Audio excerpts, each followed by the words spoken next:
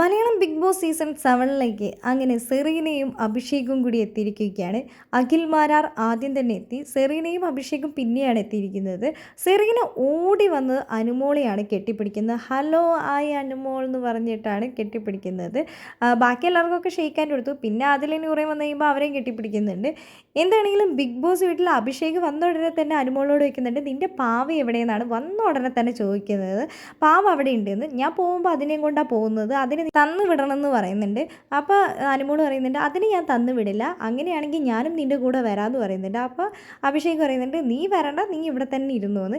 ലക്ഷ്മി എപ്പോഴേക്കും ഓടിപ്പോയി അഭിഷേകിനോട് പറയുന്നുണ്ട്, ഇപ്പം ഞങ്ങൾ വന്നതിന് ശേഷമാണ് ഇപ്പോൾ കരച്ചിലൊന്ന് നിർത്തിയത്, ഞങ്ങൾ വരുന്നത് വരെ ഇവിടെ ഫുള്ള് കരച്ചിലായിരുന്നു, ഇപ്പോൾ കരച്ചിൽ നിർത്തിയോന്ന് അഭിഷേക് ചോദിക്കുന്നുണ്ട്. ആ കരച്ചിൽ നിർത്തിയെന്ന് ലക്ഷ്മി പറയുന്നുണ്ട്. നീ ഒരു അഭിനയ സിംഹമാണല്ലോ അനുമോളെ എന്ന് പറയുന്നുണ്ട്. നീ എന്തായിരുന്നു പറഞ്ഞത്, പുറത്തുനിന്ന് എന്തായിരുന്നു പറഞ്ഞത്, ഇത് ഭയങ്കര ഈസിയുള്ള പരിപാടിയായിരുന്നു, ഇപ്പം എങ്ങനെ ഇപ്പം നിൻ്റെ തീരുമാനമൊക്കെ മാറ്റുമോ എന്ന് അഭിഷേക് ചോദിക്കുന്നുണ്ട്. അപ്പോൾ അനുമോൾ പറയുന്നുണ്ട്, ഞാനും നിങ്ങളുടെ കൂടെ വരാമെന്ന് പറയുന്നുണ്ട്. നിന്നെ എന്താണെങ്കിലും ഞങ്ങൾ കൊണ്ടുപോവില്ല, പക്ഷേ നിൻ്റെ പാവേനെ വേണമെങ്കിൽ ഞാനിപ്പോൾ തന്നെ കൊണ്ടുപോകുമെന്ന് പറയുന്നുണ്ട്.